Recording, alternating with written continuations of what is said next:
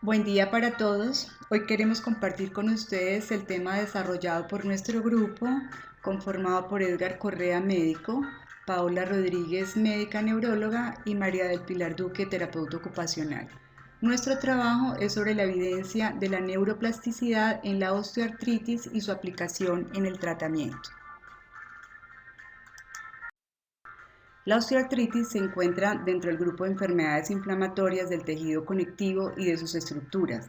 Se caracteriza por dolor y rigidez dentro y alrededor de una o más articulaciones. Puede afectar cualquier articulación, pero ocurre más a menudo en las pequeñas articulaciones como las manos y los pies. Es el desorden articular más frecuente y una de las patologías más costosas que llevan a más discapacidad en el tiempo de los pacientes que la padecen. La osteoartritis, también conocida como enfermedad articular degenerativa, artrosis o artritis hipertrófica. Usualmente los pacientes desarrollan dolor crónico, convirtiéndose esto en un problema de salud pública. Diferentes estudios han demostrado que los pacientes sufren dolor no solo por las lesiones articulares, también desarrollan sensibilización central, siendo el dolor un fenómeno mixto con mecanismos nociceptivos y neuropáticos. 20% del dolor crónico está relacionado con la osteoartritis, con una perspectiva de un aumento de este porcentaje en el tiempo, dado por el aumento en la expectativa de vida y de la obesidad.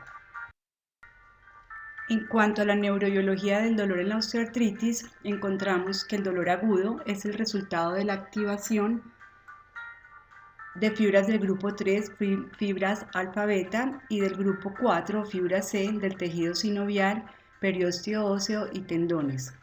Estas fibras pueden ser sensibilizadas por varios neuropéptidos, incluidos la sustancia P, factor de crecimiento neuronal, péptido G en la calcitonina, los cuales son liberados en las terminales nerviosas.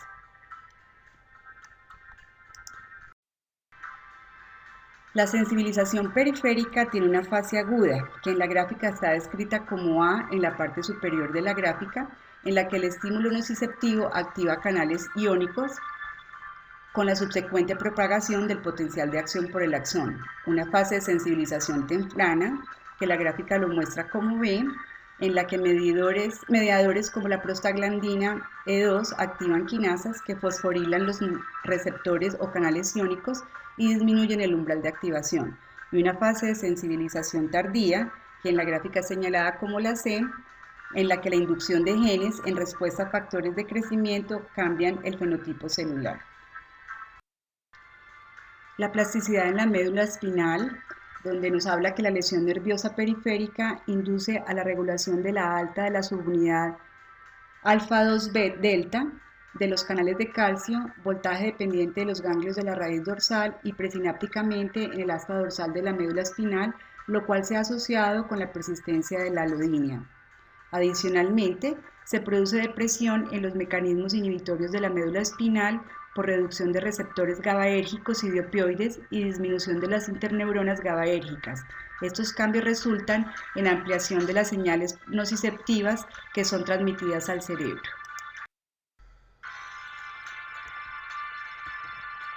El input nociceptivo aferente prolongado puede inducir un aumento reversible en la excitabilidad de las neuronas espinales, principalmente por la activación del receptor NMDA. Normalmente, la hiperexcitabilidad a nivel del asta dorsal es modulada por las fibras inhibitorias descendentes, inhibición a través de la activación de vías de opioides noradrenérgicas y serotoninérgicas, y un balance apropiado de este sistema es clave para la modulación del dolor adaptativo. Estudios han demostrado que estos sistemas modulatorios descendentes tienen una disrupción en los pacientes con dolor crónico, llevando a un estado maladaptado de facilitación y amplificación de la transmisión del estímulo nociceptivo, con disminución en la inhibición, perpetuando la transmisión del estímulo.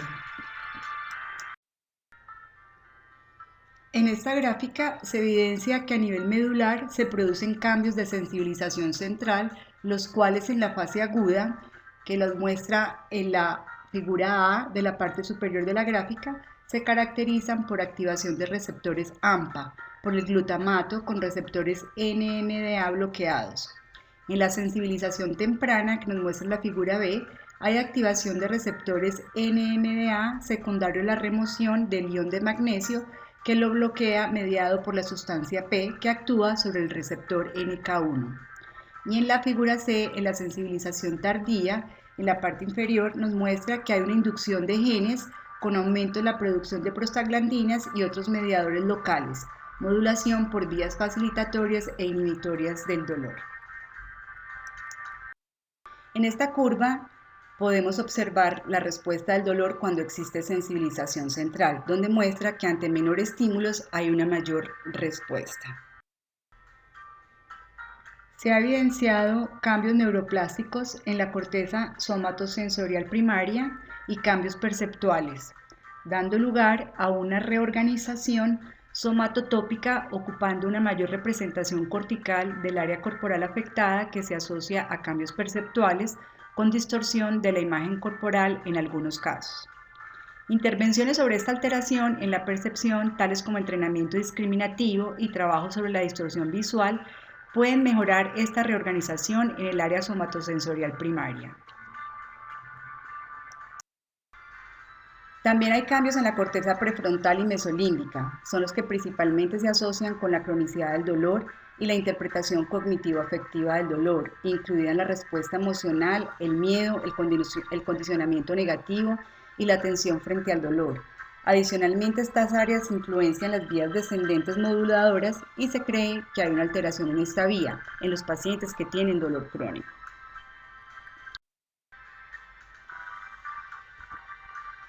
Estudios basados en imágenes funcionales como la resonancia magnética por perfusión han demostrado un aumento en el flujo sanguíneo cerebral en las áreas somatosensorial primaria y secundaria, en la ínsula, en la corteza cingulada, en el tálamo, en la amígdala, en el hipocampo, en el tegmentum pontino, incluyendo el área gris periacueductal y en el núcleo cuneiforme en pacientes que sufren osteoartritis y tienen dolor persistente.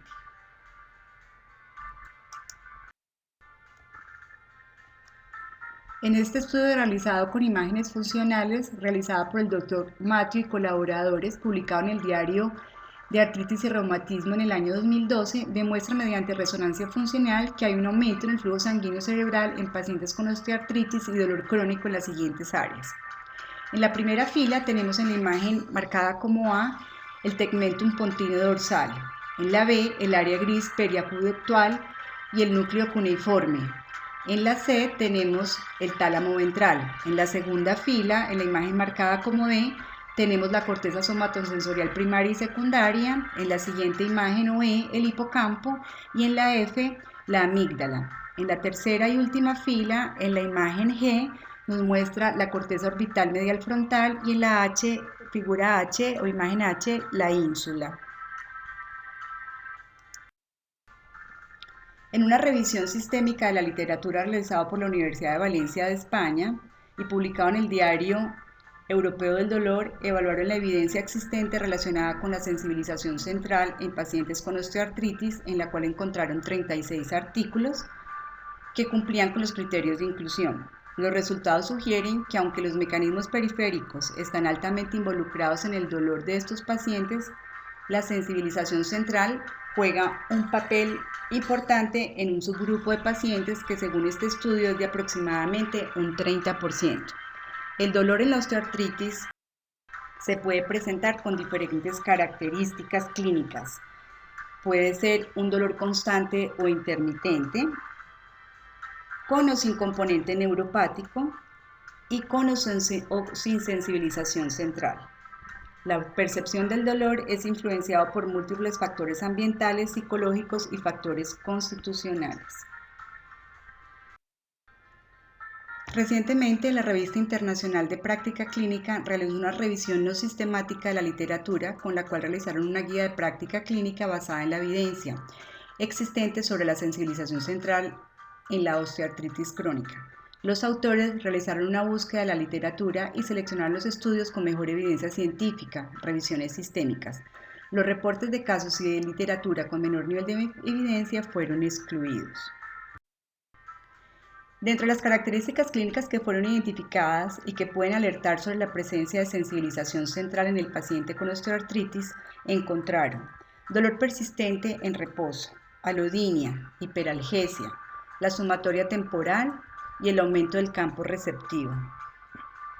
Adicionalmente, es un dolor desproporcionado a la naturaleza y extensión de los cambios patológicos y se asocia con mayores niveles de disabilidad funcional, es más constante y más severo. Dentro de las características clínicas que predicen sensibilización central podemos ver dolor desproporcionado en relación a la naturaleza y extensión de la herida o de la patología, patrón de provocación del dolor desproporcionado e impredecible en respuestas a múltiples factores no específicos y agravantes, y dolor a la palpación suave en áreas no anatómicas difusas. Las características clínicas en la sensibilización central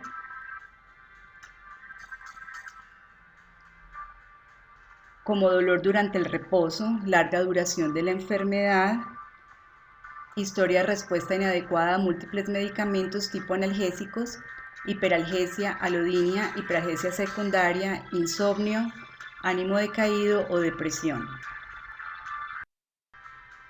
Lo que se debe indagar cuando se sospecha de sensibilización central a nivel físico, se debe tener en cuenta si el paciente presenta síntomas como bruxismo, constipación o diarrea, dolores de cabeza, dolor mandibular, dolor generalizado, tensión muscular en cuello de hombros, orina frecuente y problemas de piel.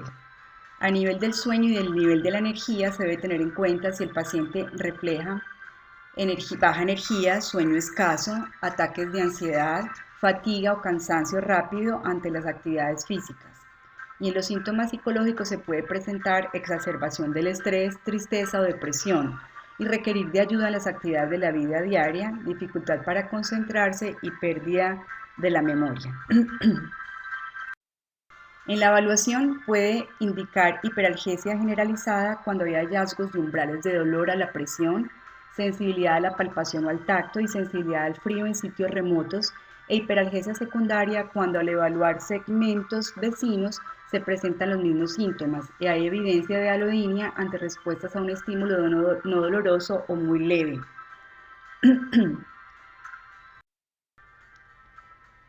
Este es el algoritmo de diagnóstico indicado para revisar si los pacientes y la conducta a seguir si presentan sensibilización central en pacientes con osteoartritis.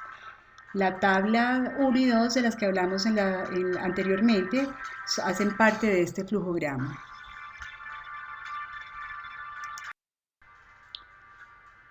En cuanto a tratamientos farmacológicos, los AINES son los medicamentos considerados más efectivos, pero son poco seguros por los efectos secundarios a largo plazo. Los opioides débiles, como la codeína y el tramadol, son las drogas de elección para el dolor más intenso, mientras que opioides más fuertes no muestran una mayor respuesta significativa frente a los riesgos por su uso. La respuesta al tratamiento es heterogénea y usualmente los pacientes requieren terapias combinadas entre medicamentos con diferentes mecanismos de acción. En la actualidad no hay medicamentos específicos aprobados para el dolor neuropático en la osteoartritis.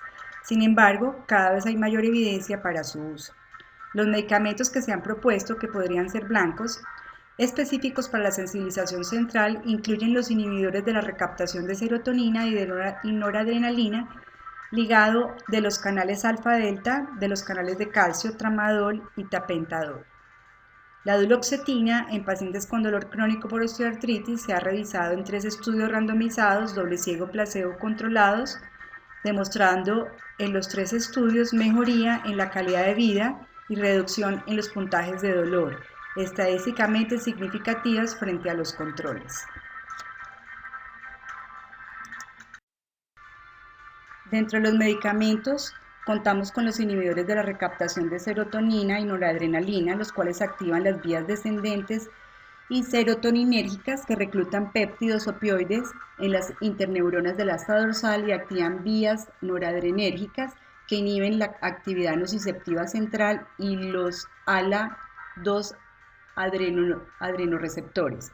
Otros medicamentos son los ligados de canales de calcio alfa-2 delta, los cuales se unen la subunidad alfa-2 delta de los canales de calcovoltaje sensibles para disminuir la liberación del glutamato, noradrenalina y de sustancia P, todos estos involucrados en la sensibilización central y adicionalmente estimulan la transmisión del GABA que se encuentran disminuidos en la sensibilización central.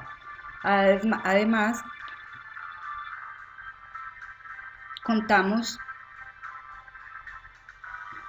con los bloqueadores de los receptores NMDA que bloquean dichos receptores en el asta dorsal de la médula espinal, los cuales, como vimos en la neurobiología del dolor, son parte fundamental en la sensibilización central.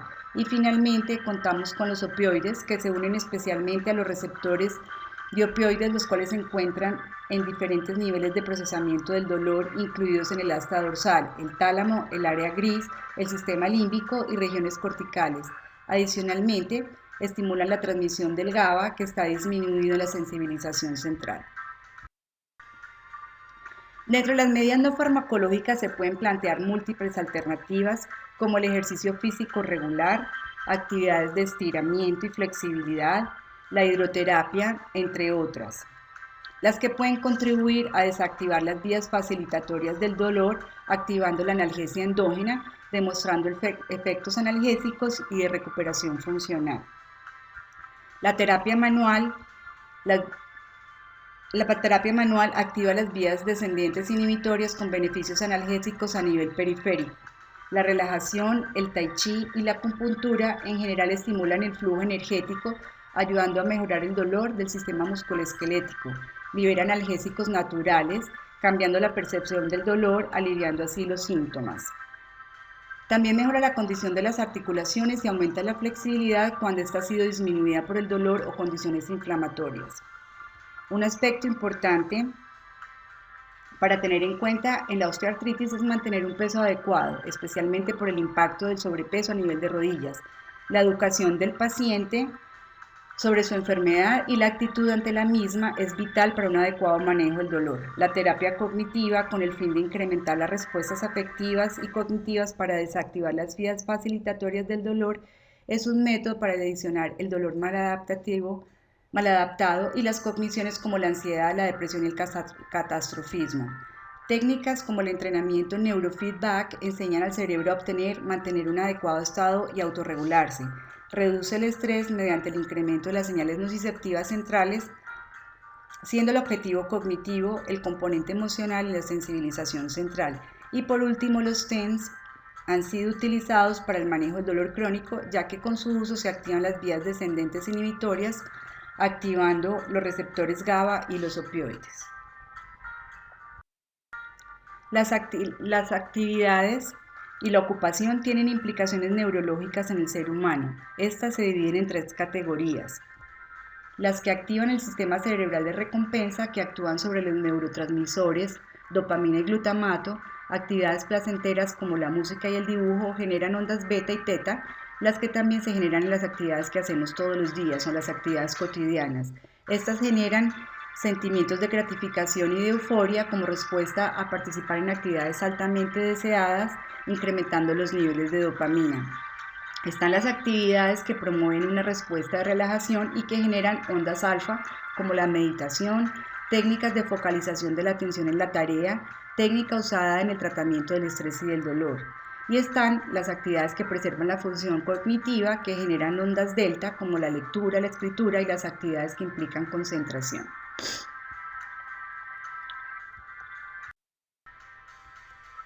La actividad propositiva está pensada para aportar una motivación intrínseca hacia la actuación, y mediante la misma actividad se puede estimular mecanismos fisiológicos asociados con la reducción de la experiencia del dolor. Las actividades con enfoque terapéutico y de manejo del tiempo juegan el rol de la distracción, donde el foco de atención se dirige a un lugar diferente al del problema, que en nuestro caso sería el dolor. Ahora vamos a presentar los casos clínicos. El caso clínico número 1 es un hombre de 48 años, diestro, con nivel técnico de escolaridad, casado, 5 hijos, vive con su familia. Se moviliza en transporte público. Trabaja en oficios varios desde el año 89 hasta la fecha. No es fumador y jugaba fútbol, ahora solo sale a caminar. Inicia síntomas de dolor en cuello tipo fatiga en el año 2009 y posteriormente en hombro izquierdo en el 2010. Ha sido manejado con antiinflamatorios y en el 2013 le practican imágenes diagnósticas en las que refieren cambios crónicos degenerativos de hombro. En el 2014 inició síntomas de hombro derecho con resonancia magnética del 2015 donde diagnostican síndrome de manguito rotador bilateral. Actualmente persiste sintomático y con limitación funcional por dolor crónico en hombro izquierdo posterior a tratamiento quirúrgico y de cintura escapular. En manejo con clínica del dolor actualmente con bloqueos. Se evidencian cambios degenerativos en la quinta década de la vida de carácter temprano, acromión tipo 2 bilateral, lo que favorece el pinzamiento y lesión del manguito rotador. También tiene dislipidemia de base, factor de riesgo asociado, además con trauma acumulativo asociado por su oficio. Presenta enfermedad osteoartrósica que compromete múltiples tejidos. La conclusión para este caso, entonces tenemos un paciente con enfermedad de carácter inflamatorio que compromete ambos hombros y cuello de 8 años de evolución sin apoyo terapéutico adecuado, por lo que desarrolla un proceso de sensibilización inicialmente periférico y ahora de origen central. El enfoque terapéutico planteado para este paciente debe incluir terapia cognitiva conductual con red de apoyo familiar y ocupacional con el fin de ganar confianza y poder reintegrarse a un oficio o puesto de trabajo que pueda realizar de acuerdo a su capacidad residual y en el que se sienta cómodo y útil. Manejo físico para ganar ángulos de movilidad articular y fuerza, terapia de calor y frío para analgesia y manejo sensorial, e iniciar medicamentos reguladores de la inflamación, acetaminofén y opioides combinados, e incrementar redes de apoyo positivo y eliminar conductas de refuerzo por parte de la familia. Caso clínico 2, mujer de 49 años, separada, con un hijo, en el cargo de operaria de prensa. Refiere dolor cervical desde el 2006, con imágenes diagnósticas que reportan espondiloartrosis cervical, adicionalmente con dolor patelofemoral bilateral con artrosis de rodillas. Presenta antecedentes de dislipidemia y laparoscopia por endometriosis. En manejo por ortopedia desde el año 2010, quien consigna cuadro crónico de dolor en rodillas y manos con diagnóstico de síndrome patelofemoral y síndrome de túnel del carpo. Al examen físico con dolor y crepitación a la palpación de rótulas, contractura marcada de aductores e isquiotibiales, manos con atrofia tenar leve bilateral, tinel y panel positivo bilateral y cambios degenerativos en la C5, C6 y C6, C7, con manejo con infiltraciones desde el 2003 en región cervical y en ambas manos. Se evidencian cambios degenerativos en la quinta década de la vida de carácter temprano, que comprometen grandes articulaciones y región cervical. Además, con compromiso medular, con mielopatía cervical y compromiso por atrapamiento del nervio periférico. En conclusión, esta paciente con enfermedad de carácter inflamatorio que compromete ambas rodillas y región cervical de 6 años de evolución sin apoyo terapéutico adecuado que interfiere en el desarrollo de un proceso de sensibilización inicialmente periférico y ahora de origen central. El enfoque terapéutico para este paciente se sugiere terapia conductual con red de apoyo familiar, orientación vocacional y ocupacional para lograr un reintegro laboral exitoso en un oficio o puesto de trabajo acorde a su situación de salud, manejo físico para ganar ángulos de movilidad y fuerza articular, manejo con terapia de calor y frío para la analgesia y manejo sensorial, iniciar medicamentos reguladores de la inflamación como acetaminofén y opioides combinados, manejo quirúrgico de la patología cervical y el atrapamiento de nervio, incrementar las redes de apoyo positivos y eliminar conductas de refuerzo. Aquí tenemos la bibliografía, la cual se anexa también como documentos y lecturas complementarias. Bueno, ha sido este nuestro trabajo. Vamos a colgar las preguntas para que sean respondidas de acuerdo a lo visto en esta presentación. Muchas gracias, una feliz tarde.